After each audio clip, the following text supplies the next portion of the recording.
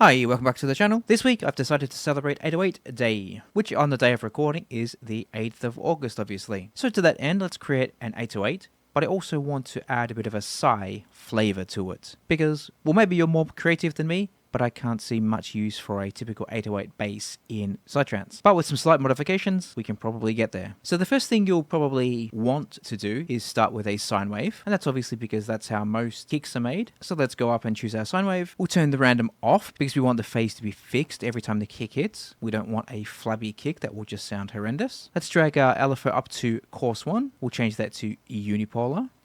So far, all quite standard stuff. We're going to have the duration of the, let's call it a kick sequence. You'll find out soon what I mean by that. So let's set LFO 1 to 1 bar. We'll drag this down and we'll add a bit of a shape, something like that, a typical kick shape. Let's change the voicing to mono.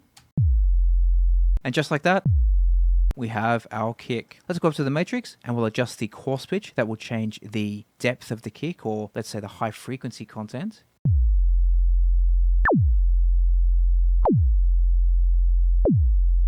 So adjust this to taste. I'm going to go around.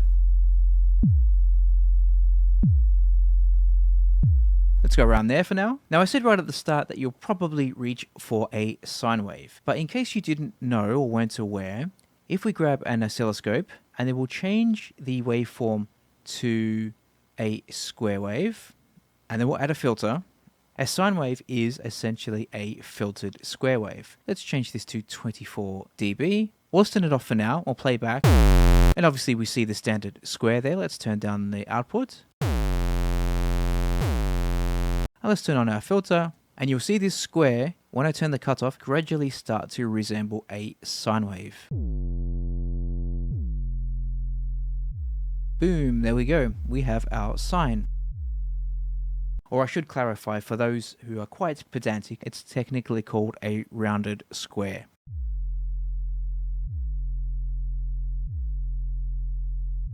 Let's turn the level up again.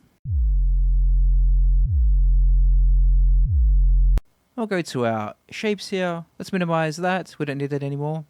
And you don't necessarily need to do this. I just like to keep patches clean. Let's take off everything but the sine and the square. So we have the original. And we have the square version now. We can add the cutoff to this curve as well.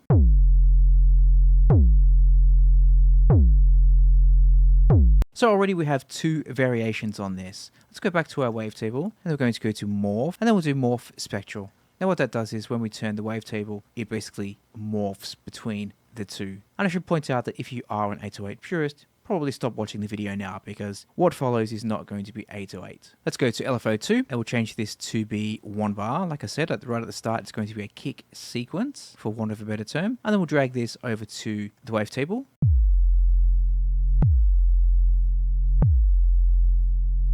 So now we're morphing. The attack is a sine, then we move gradually into the square.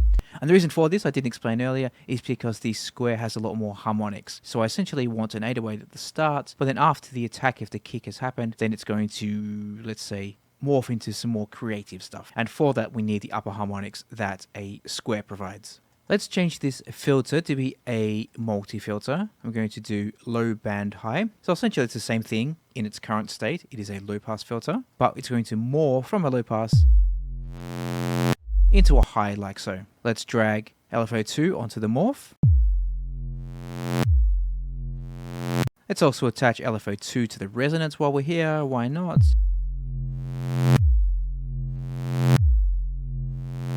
Now let's skip over to LFO 3 and we're going to start to have a bit of fun with it. Let's put this on cutoff. We'll change the rate to be in hertz.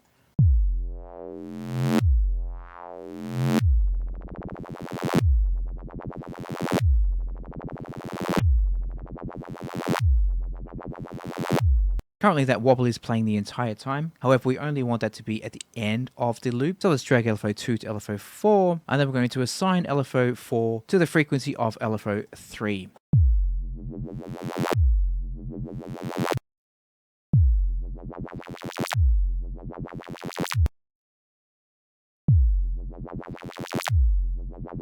So now at the start of the bar, there is no modulation on the filter because at the start we're here and that's telling the modulation depth to be low, so there's no modulation on the filter. But as we progress through the bar, then that modulation depth increases. Let's also assign that to rate. So right click, LFO, LFO 4. This doesn't need to be a lot. Let's turn it right down and we'll play by ear. So now you can hear, as well as the depth increasing, the rate also increases in line with LFO 4's duration. 1 bar in this case. Let's maybe add LFO 4 to the cutoff as well, so that increases. It just gives a bit of high-end content for the LFO to modulate.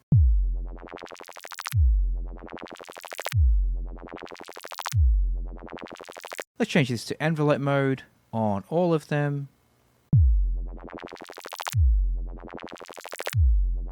Let's go back and change this to crossfade instead of spectral. It's just user preference. Let's have a listen to this one. I think I prefer that. It's got a lot more depth throughout the cycle, so let's keep that. And now let's add some effects. Let's get rid of the EQ. That's just my default. Doesn't need to be on. Let's start with distortion.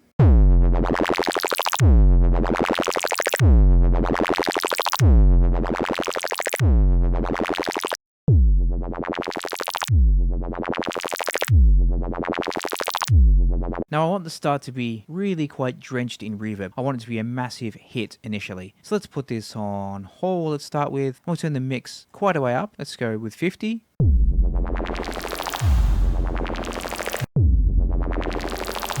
But like I said, I only want it to be at the start. So let's go back to LFO 2. We'll drag that up to mix and we'll turn this down. So it's negative modulation, minus 50. So now we should get 50% reverb mix at the start. And then towards the end, it'll die out to 0. Ignore the start of the cycle there. That's only when the reverb is looping around. You get that kind of burst of high energy. When you play the full thing, that will go. Like now.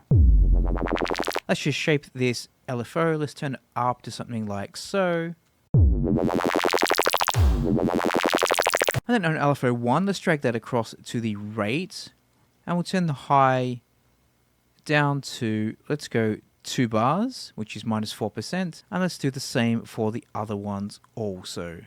Minus 2, which is 2 bars. And let's go to our MIDI up here. And we'll change this 2 bars, legato.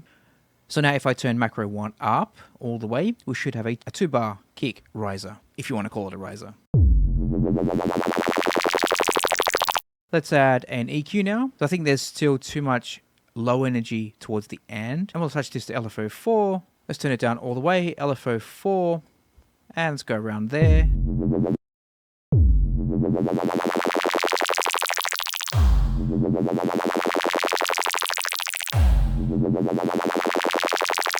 Next, let's add a delay. I'm going to put that after the distortion. And we'll go 1/8, link them, 1/8 dotted, feedback quite high, mix quite high for now.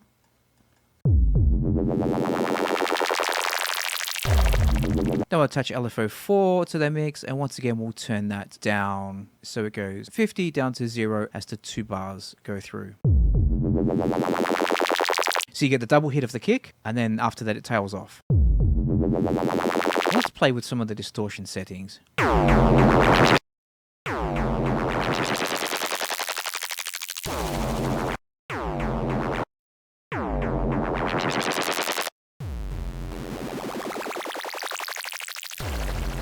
And it's actually downsample was the one I was looking to go to.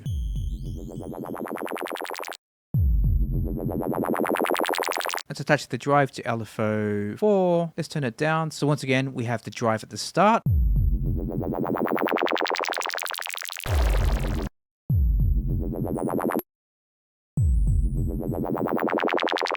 Oh my, just about there. So that sounds quite good, but let's go back to, I think I preferred diode 2. Let's go with diode 1 perhaps. Now I think we're getting somewhere.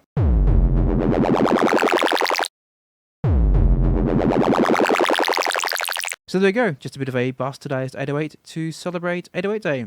Hopefully that inspires you a bit, and thanks for watching, and I'll see you next week. Bye bye.